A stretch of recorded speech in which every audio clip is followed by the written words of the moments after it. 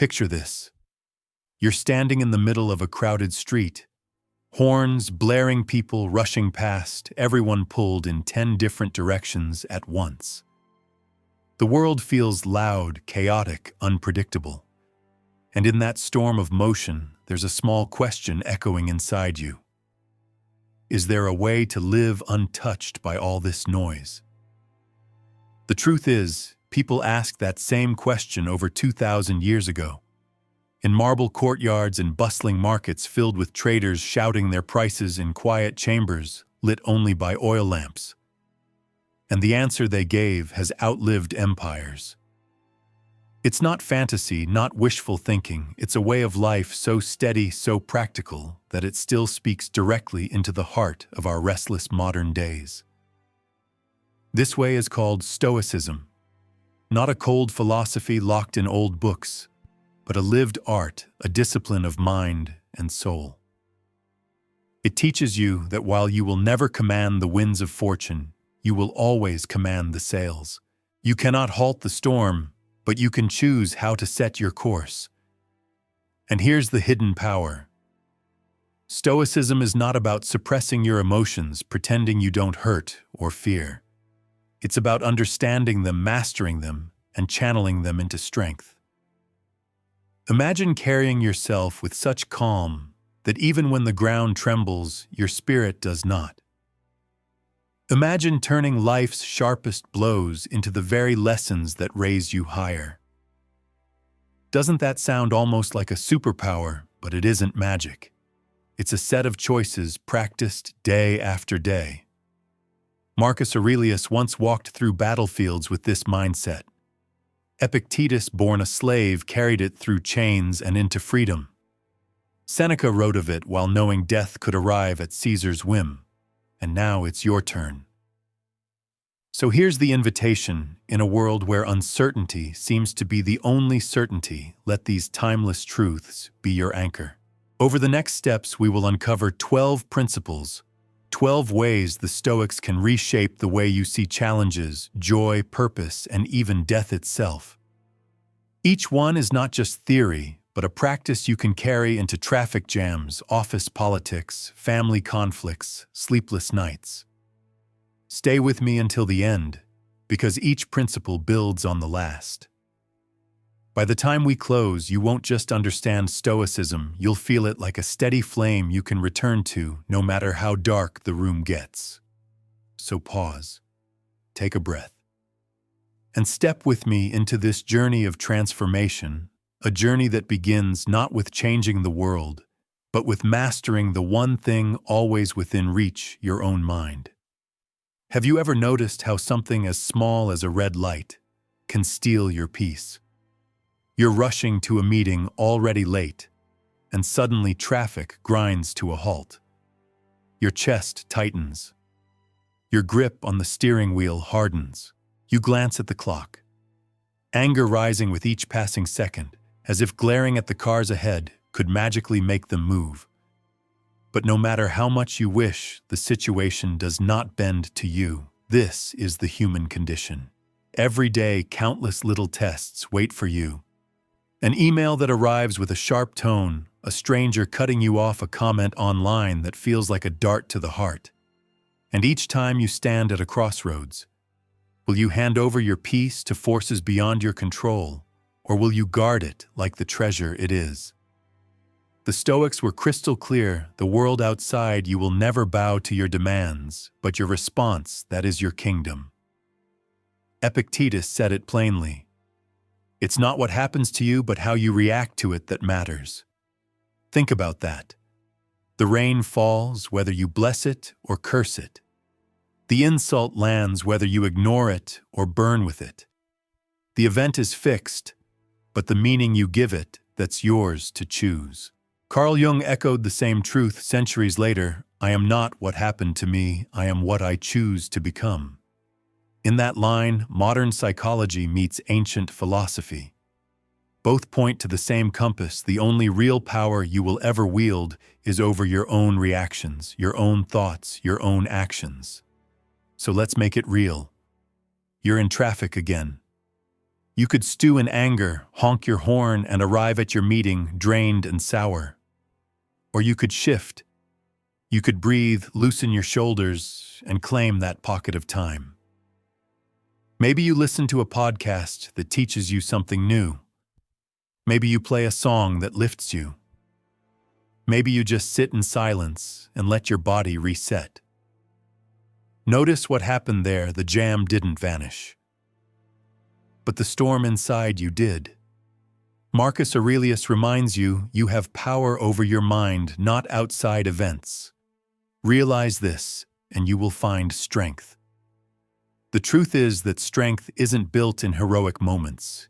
It's built in these tiny, ordinary ones.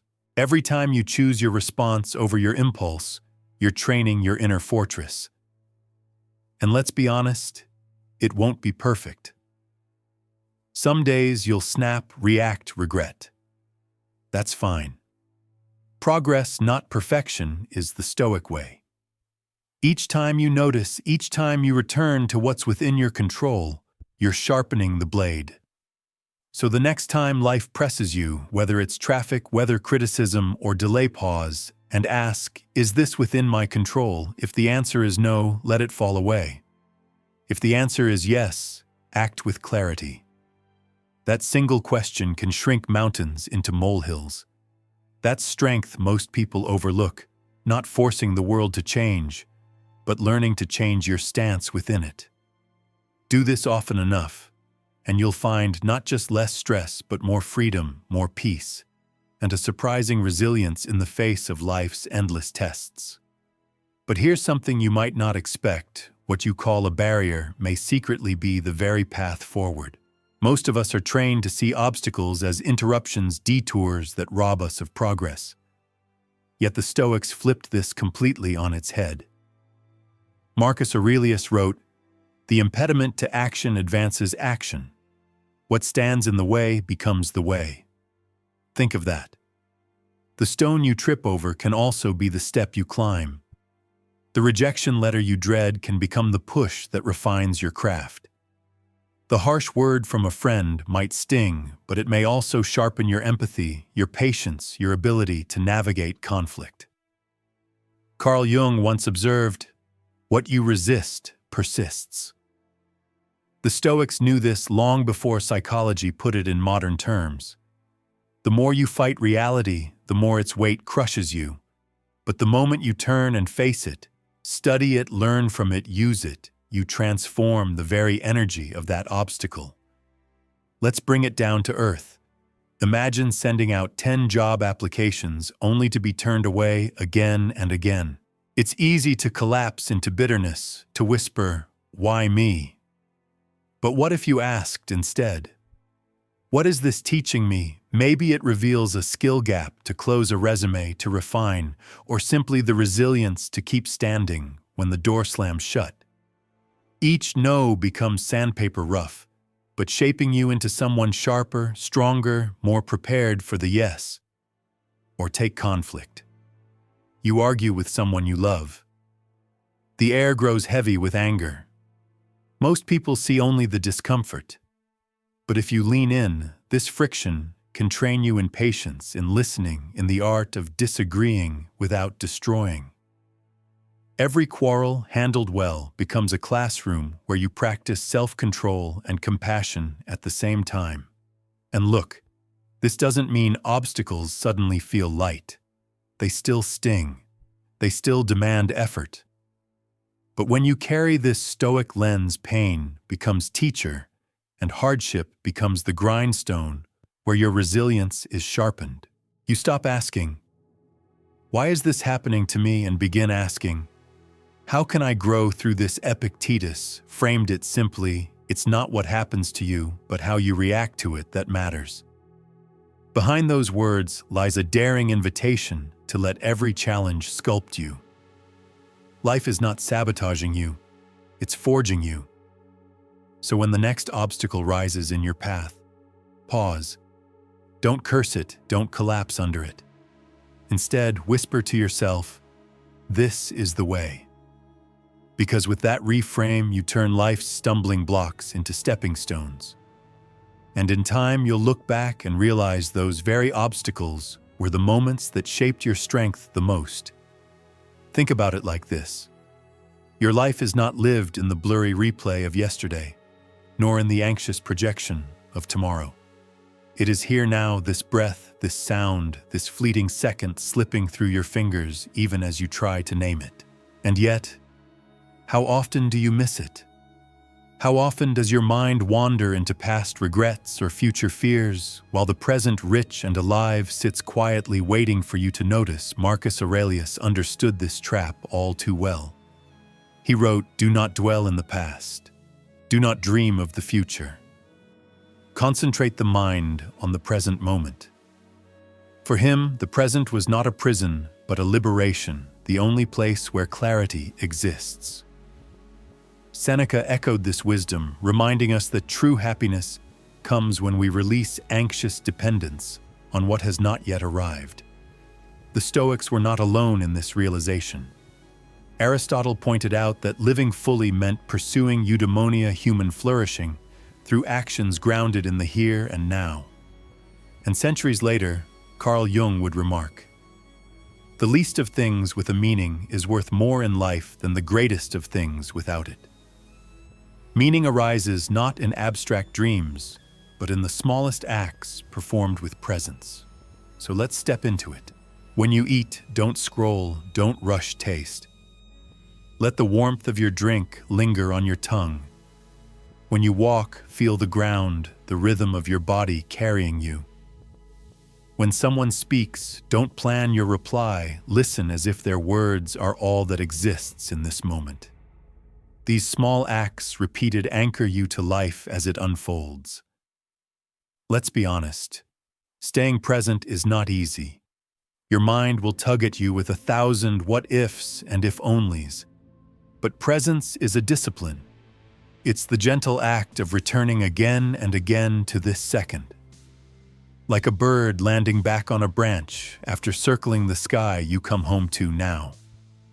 Seneca gave us this reminder: true happiness is to enjoy the present without anxious dependence upon the future. To live here is not to ignore your past or neglect your future. It is to carry them lightly, learning from one, preparing for the other, without letting either steal today. Pause, breathe, and remember, this is the only place where love is felt, where laughter happens, where life is truly lived. The present is not just a point in time, it is your entire existence. So step into it fully, because this moment right here is enough. Marcus Aurelius once said, "You have power over your mind, not outside events. Realize this, and you will find strength." And nowhere is that power tested more clearly than in the realm of self-discipline. The word discipline often sounds like chains, rigid schedules, joyless days, a life stripped of spontaneity. But the Stoics invite us to see it differently. Discipline is not about suffocating your spirit. It is about giving it room to breathe, to choose what truly serves you over what merely tempts you in the moment. It is freedom disguised as structure. Think about it. When you resist the impulse to spend money recklessly, you're not depriving yourself, you're building the foundation of future freedom. When you shut off the endless scroll to focus on your craft, you're not missing out. You're shaping the self you want to become. When you drag your tired body to the gym or open the book instead of the app, you're saying yes to the version of you that is stronger, wiser, freer tomorrow. Seneca reminded us, it is not that we have a short time to live, but that we waste a lot of it. And much of that waste comes from being ruled by desires instead of ruling them. He taught that true freedom is not the license to indulge every whim, but the strength to choose what is right even when it is hard. Aristotle took it further, teaching that excellence is habit. We don't stumble into greatness. We carve it out of daily choices repeated until they shape our very nature. A disciplined life is not about rare, heroic acts. It's about the small, steady practices that accumulate into character. And let's be real, self-discipline isn't glamorous. No one applauds you for saying no to the extra drink, for waking up early to practice for saving instead of spending. But each choice is like a brick. Stack enough of them, and you're standing inside a fortress of your own, making a fortress no storm can topple. Carl Jung echoed this in modern terms. Living fully means integrating all aspects of yourself, even the unruly desires that pull you sideways. Discipline is the thread that weaves those parts together into wholeness. So how do you begin? Start small. Don't imagine you must conquer every weakness overnight.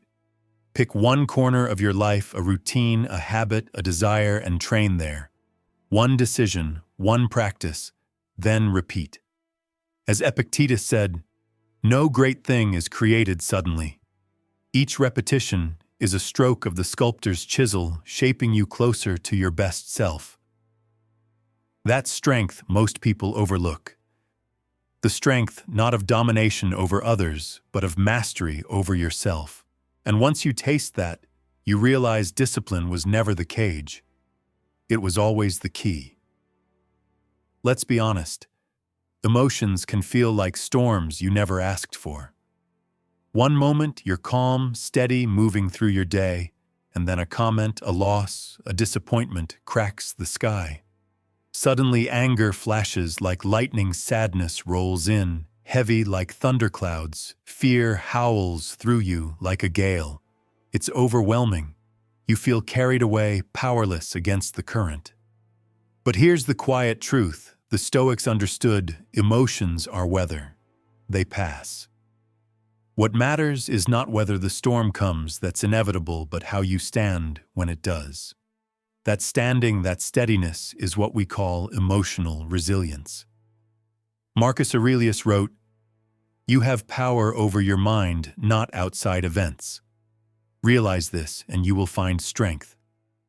Emotional resilience lives in that gap between what you feel and how you choose to act. Seneca framed life's hardships as tests, not punishments. Every challenge is a chance to prove your strength, to polish your character. Aristotle taught the golden mean, the balance between excess and deficiency. Anger unchecked turns to rage, but anger buried turns to poison.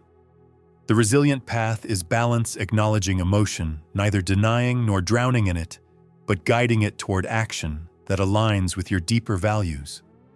Carl Jung offered a similar vision in modern language. He said we must integrate all aspects of ourselves, the shadows included. Emotional resilience is not rejecting sadness, fear, or shame, but bringing them into awareness, learning their message, and choosing how to move forward with them in tow. So how do you practice this pause? When the heat rises, give yourself permission to feel without judgment. Anger, fear, grief, name them, let them stand in the room. Then take one step back and ask, what triggered this? What does it reveal about me? Awareness gives you room to respond instead of react. Maybe that means journaling to trace the roots of your frustration. Maybe it's calling a trusted friend who helps you untangle the knot.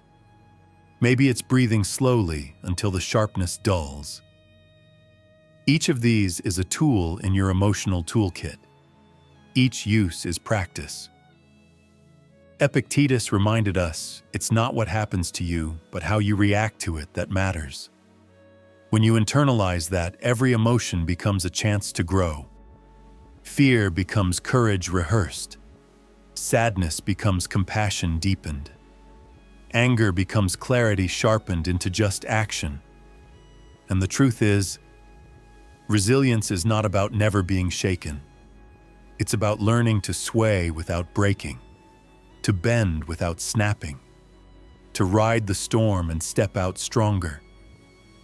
So when your next storm arrives, and it will pause, place your hand on your heart. Say to yourself, this emotion is real, but it will not rule me. That's resilience. That's strength. That's freedom. And the truth is, time is slipping through your fingers even now as you read these words. The Stoics carried a phrase to keep them honest, humble, and awake. Memento Mori, remember that you will die. At first, it sounds dark, like a shadow cast over your days. But look closer, and you'll see it was never about fear. It was about focus. Marcus Aurelius would remind himself daily, you could leave life right now. Let that determine what you do and say and think. For him, death was not a terror to shrink from, it was a compass to steer by. If time is finite, then every action, every word, every choice matters infinitely more. Seneca spoke of the shortness of life, urging us not to waste it in petty quarrels or endless postponements. He saw death as a teacher, pressing us to live fully, to give attention to what truly counts: virtue, relationships, love, wisdom. Epictetus joined in, insisting that our fleeting days are best used, not in fear of endings, but in the pursuit of what cannot be taken from us: integrity, courage, gratitude. Think about it. How many times have you delayed a dream, whispering someday, you'll write that book, call that friend, forgive that wound, take that trip? But someday is not a promise. Memento Mori cuts through the illusion of endless tomorrows. It places the weight of life back into today, the only day you ever truly own. Imagine standing in front of your own mortality, not as a punishment, but as a mirror. Suddenly, the noise of trivial worries fades. The petty insult, the missed train, the daily irritations, they shrink to nothing. What remains are the things that make your heart beat harder, the people you love, the causes you care for, the work that leaves a mark. And look, death itself is not the enemy. Forgetting to live while you are alive, that is the true tragedy. Memento Mori whispers, not be afraid, but wake up. Wake up to the laughter around your table, the warmth of sunlight on your skin, the chance to be honest today instead of waiting for a better time. So let this remembrance be your fuel. Let it guide you to spend your energy wisely, to forgive quickly, to speak truth without delay, to savor without guilt. That's your reset. To realize life is fragile and therefore endlessly precious. When you remember death, you begin to remember life. And if you live each day as if it could be your last one day, you'll be right. But until then, every day will be richer, sharper, more awake. Here's your reminder. Happiness doesn't always come from adding more. It often comes from noticing what is already here. Gratitude is not a decoration for good days. It's a discipline for all days, especially the hard ones. The Stoics saw it as armor against dissatisfaction, entitlement, and the gnawing hunger for what we don't yet have. Marcus Aurelius would wake each morning and write, when you arise in the morning, think of what a precious privilege it is to be alive, to breathe, to think, to enjoy, to love. He understood that life itself, bare and unadorned, is already a gift beyond measure. Seneca warned that our constant craving for more blinds us to the riches at our feet. We chase endlessly, and in chasing we miss the joy of what is already ours. Epictetus was blunt: appreciate your circumstances, whatever they are, for they are yours, and they contain lessons no one else can teach you. Gratitude to him was not naive optimism, but practical wisdom. It turns life into a classroom where even hardship becomes a teacher. Think about it in your own life. The coffee warming your hands on a cold morning, the friend who texts you just to check in, the roof over your head, the body that carries you even if imperfectly. Gratitude doesn't demand perfection. It demands presence. When you notice these simple gifts, the endless comparisons, the restless scrolling, the silent envy, they begin to loosen their grip. And let's be real, some days gratitude feels impossible. Pain arrives, plans collapse, losses carve deep. On those days, gratitude is not about pretending everything is fine. It's about finding even one spark in the ashes, a lesson learned a hand that reached out the strength that carried you through. That small ember noticed and named can keep you from falling completely into despair. Modern science agrees with the Stoics. Studies show that a daily gratitude practice rewires the brain, lowers anxiety, improves sleep, and raises resilience. But the ancients didn't need data to know it was written in their experience. Gratitude was the practice that pulled them out of their heads and into the richness of the moment. So here's something simple you can try. Tonight, before you sleep, whisper 3 things you're grateful for. They don't have to be grand. They just have to be real. The more you train your eyes to see, the more you'll realize abundance isn't out there waiting. It's already here waiting to be noticed. Presence is power, and gratitude is its doorway. Step through it daily, and you'll find that life feels less like something missing and more like something overflowing. So here's the move. Stop waiting for the world to hand you a definition of what a good life should look like. The Stoics insisted that true excellence is not measured by applause trophies or the shifting standards of society. It is measured by how closely your actions reflect your values. Marcus Aurelius said it best. Waste no more time arguing about what a good man should be. Be one. Excellence in the Stoic sense is not a single mountaintop moment, it is the steady rhythm of daily choices. Seneca wrote often about this, reminding us that greatness is not inherited. It is practiced. Each day you either align with reason, virtue, and integrity, or you don't. Epictetus sharpened the point further. Your emotions, your will, your reactions, these are within your command. Master them and you master yourself. Think of personal excellence as a compass, not a finish line. You will stumble, you will falter, but the direction remains clear, live with virtue. Choose courage over fear. Choose honesty over convenience. Choose effort over ease. These choices made consistently carve the shape of your character. Aristotle captured it in one sentence. Excellence is never an accident. It is always the result of high intention, sincere effort, and intelligent execution.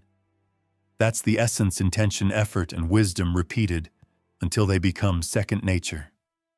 And look, excellence doesn't always look dramatic. It's not always slaying dragons or leading armies.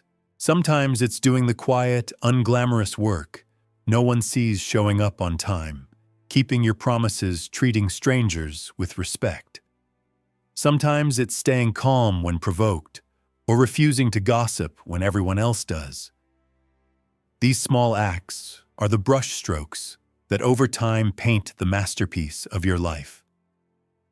Modern thinkers call this a growth mindset, the belief that effort and persistence shape your abilities. The Stoics already knew it. Every challenge is raw material, every failure a lesson, every effort a step toward mastery. So pause. Ask yourself, what standard am I living by today? Is it mine or is it borrowed? Set your bar high, not in arrogance, but in integrity. Be proud not just of what you achieve, but of how you achieve it. That's strength most people overlook. The quiet, daily pursuit of being the best version of yourself, not for recognition, but because virtue itself is the reward. If you're tired of feeling like your self-worth is hanging by a thread, spun from other people's opinions, you're not alone. We live in a world where likes follows, and fleeting judgments dictate how valuable we think we are. One careless comment can sink your mood. One silent room can feel like a verdict. But the Stoics would shake their heads at this fragile way of living. Marcus Aurelius once admitted his own confusion. I have often wondered how it is that every man loves himself more than all the rest of men, but yet sets less value on his own opinion of himself than on the opinions of others. Imagine that we trust strangers' voices more than our own inner compass. Seneca called this a tragedy because the moment you live for approval, you stop living authentically. Epictetus stripped it down even further. Other people's opinions are outside your control. Their praise, their criticism, their gossip, none of it belongs to you. What belongs to you is your character, your actions, your choices. That is the ground you can stand on. Let's take it deeper. Ask yourself, whose life am I actually living? The one designed by my values or the one curated to win approval? It's exhausting shaping yourself into what others want, then reshaping again when the crowd changes its mind. That's not freedom. That's slavery in disguise. The truth is, being authentic isn't about shutting out every opinion. It's about balance. Aristotle spoke of the golden mean: too much stubbornness, and you become deaf to wisdom; too much compliance, and you lose yourself. Wisdom is in hearing feedback without surrendering your identity. So next time the judgment of others stings, pause. Breathe. Say this to yourself, not to perform, not to impress, just to be. In that small mantra, you reclaim your ground. And look, authenticity won't make everyone like you. Some may even turn away. But those who remain will be the ones drawn to the real you, not the mask. That's worth infinitely more than applause from the crowd. That's strength most people overlook. The strength of valuing your own integrity above the shifting winds of approval. When you walk by that compass, you stop being tossed around by the opinions of others, and you finally begin to steer your own course. Not with clenched fists trying to freeze the moment, but with open hands willing to adapt, you meet the only constant in life: change. Seasons turn whether you're ready or not. Friendships shift. Careers evolve. Your own reflection in the mirror changes year by year. The Stoics knew this truth deeply. Resisting change only multiplies suffering, while embracing it frees you to grow. Marcus Aurelius wrote, "Accept whatever comes to you, woven in the pattern of your destiny, for what could more aptly fit your needs?" For him, change wasn't random. It was the fabric of the universe, the natural rhythm of life itself. Seneca warned that clinging too tightly to present circumstances invites heartbreak, because life will inevitably move forward without asking permission. Epictetus, ever practical, reminded us you cannot control the tide of events, but you can control how you stand when the tide shifts. Think about it. How often have you resisted change out of fear only to look back later and see it was the doorway to growth? The job you lost that led to a better path. The relationship that ended, making space for deeper love. Even the painful seasons often hold the seeds of renewal. And let's be honest, change is rarely comfortable. It strips away familiar patterns, asks you to release the identity you clung to, and dares you to step into uncertainty. But comfort was never the Stoic goal, wisdom was. And wisdom says the universe is motion. To live is to flow with it, not against it. Aristotle believed virtue included adaptability, the ability to navigate shifting circumstances with balance and grace. Modern psychology agrees those who view change as opportunity instead of threat report lower anxiety, stronger resilience, and greater fulfillment. So how do you begin? Pause. Breathe. When change arrives, don't ask, "Why is this happening to me?" Ask, "What can I learn from this? How can I grow here?"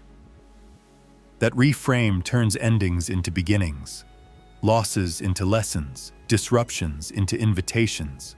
That's your reset. To see change not as an enemy, but as a guide. Because the truth is, resisting change doesn't stop it, it only exhausts you. Accepting it allows you to move with life's current, discovering new shores you never imagined. Let's take it even deeper. Beneath all our differences, our languages, our jobs, our clothes, our opinions, we are bound by the same fragile thread: we are human. We laugh, we ache, we hope, we stumble. And the Stoics believed that forgetting this truth is the root of cruelty, while remembering it is the beginning of wisdom. Marcus Aurelius wrote, "What brings no benefit to the hive brings none to the bee." In that single image, he reminded himself and us that no one thrives in isolation. To harm another is to weaken yourself, for we are all cells in the same living body. Seneca urged kindness even toward those who wound us, recognizing that their actions are born from their own struggles and ignorance. To him, compassion was not a weakness. It was a form of justice, restoring balance where bitterness would only multiply harm. Epictetus advised his students to pause before condemning, to ask instead, "If I were in their shoes with their fears and their upbringing, might I act the same picture?" This you're standing in line, someone cuts ahead, and anger flares in your chest. Instinct whispers retaliation, but empathy whispers another question. What if they're rushing to a sick loved one? What if they're drowning in a day heavier than mine? That shift doesn't excuse bad behavior. It softens your own heart, freeing you from the prison of resentment. And here's the truth. Compassion is not about grand gestures. It's about small acts, listening fully when someone speaks, offering patience when someone stumbles, extending kindness without calculating what you'll receive back. A smile, a hand on the shoulder, a word of encouragement at the right moment. These simple gifts ripple outward in ways you'll never see.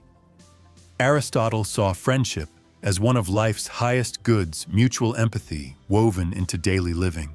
Modern science confirms it. Compassion strengthens not only relationships, but also mental health, resilience, even longevity. To care for others is paradoxically to heal yourself. So pause. Next time someone frustrates you, imagine their unseen burdens. Next time you have a chance to help, take it without hesitation. Next time you feel anger rising, let empathy soften its edge. And look. In a world that often feels fractured, every act of compassion is an act of quiet rebellion. It says, "I see you, you matter. We are in this together." That's strength most people overlook. Not the power to dominate, but the courage to care. And in choosing it, you don't just make the world kinder, you make yourself freer. Just sit still 1 minute. Before you close your eyes at night, before the weight of the day disappears into sleep. In that quiet pause, there is a sacred space. The Stoics cherished the practice of reflection. For them it wasn't optional. It was survival, the anchor that kept their ship steady amidst the storms of empire conflict and daily life. Marcus Aurelius, ruler of Rome, and yet still a student of himself, wrote page after page in his meditations, not for others, but for his own soul. He questioned his motives, measured his actions, corrected his course. The happiness of your life depends upon the quality of your thoughts, he reminded himself. For Marcus, reflection wasn't lofty, it was practical, a daily sharpening of his inner compass. Seneca recommended reviewing the day as if it were a play. Did I play my role well? Did I falter? Did I act according to the character I wished to embody? In asking, he wasn't scolding himself, he was teaching himself. Reflection for him was rehearsal for becoming better tomorrow. Epictetus too urged his students to close the day with 3 questions. What did I do well? What did I do poorly? What duties did I leave undone? Answer honestly, and tomorrow's path reveals itself. And let's be honest, it's tempting to collapse into bed without looking back. But without reflection, days blur into weeks, weeks into years, and suddenly you wonder where your life has gone. Reflection reclaims the day, turning even mistakes into material for growth. Picture it, you sit at your desk, journal, open pen, moving slowly. You write down a victory, however small, an act of patience, a moment of courage, a truth spoken. You write down a stumble, not to punish yourself, but to see it clearly, to prepare for better. You write down gratitude, 3 sparks of light that kept you steady. In that act, you transform the chaos of a lived day into wisdom for the next. Aristotle said that the unexamined life is not worth living. Modern psychology agrees. Reflection reduces anxiety, sharpens decision-making, and nurtures self-awareness. To reflect is to claim authorship of your story instead of letting it be written blindly. That's how you keep from drifting. That's how you steer. Reflection is not about perfection. It is about progress, clarity, and alignment. So tonight, before sleep, pause. Ask. Listen. Write. Forgive yourself. Celebrate yourself. And then rest. Because tomorrow will come, and with reflection, you'll be ready to meet it more awake, more intentional, more true to who you want to be. Here's your anchor. We began this journey with a simple promise that the wisdom of the Stoics carried across 2,000 years could transform not just the way you think, but the way you live. And as we've walked through each principle, a pattern has emerged. Life will never be fully in your control, but your choices always will be. You saw it in traffic jams where frustration could either poison your day or be turned into quiet time for learning. You saw it in obstacles that at first looked like walls, but with a shift of vision became stepping stones. You saw it in the power of presence when your restless mind returned to a single breath, a single sip, a single moment. Discipline revealed itself not as a cage but as freedom, the daily act of choosing what serves your future self. Resilience taught you that emotions are not enemies, but weather you can learn to sail through. And in the mirror of mortality, Memento Mori whispered, "Do not waste this hour, for it is all you truly hold." Gratitude pulled your eyes back to the abundance already here. Personal excellence showed you that virtue is not about applause, but about small, faithful actions aligned with your values. You learned to release the grip of other people's opinions, to welcome change, instead of fearing it, to extend compassion as a rebellion against cruelty, and to reflect each night so that no day is wasted. And the truth is, these are not lofty ideals for philosophers in marble halls.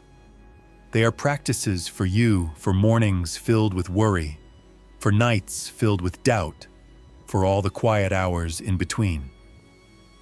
Every time you pause, breathe, and choose a wiser response, you are training the muscle of Stoicism. Every day you practice, you become steadier, freer, more alive. So let this be your takeaway. You don't need to wait for a perfect life to live well. You need only the courage to practice these small shifts again and again. Storms will come. Losses will arrive. But with these principles, you will not just endure, you will grow. This is enough. This moment is enough. And so are you. If what you've heard here stirred something in you, carry it into tomorrow. Practice it in the ordinary moments. And if you want to walk this road further with me, consider staying connected, because together, step by step, we can keep building not just lives that look strong, but souls that truly are.